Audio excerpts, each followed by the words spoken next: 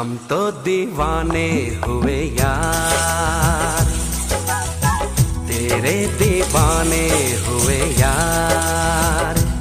अब क्या करें हम, कैसे जिए हम, कितना बता दे ओ मेरे यार। हाय हम तो दीवाने हुए यार, हाँ हाँ तेरे दीवाने हुए यार।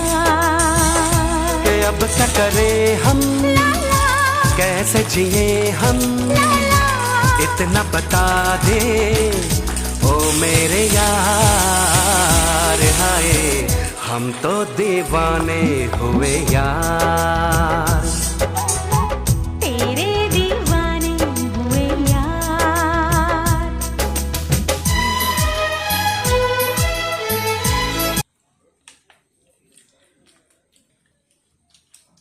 কেমন হয়েছে?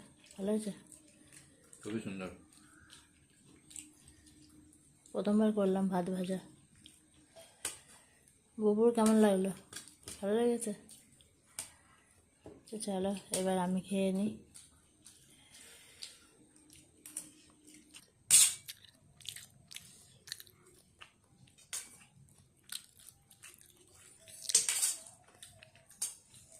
ভালোই হয়েছে খেতে, প্রথমবার করলাম ভাত ভাজা।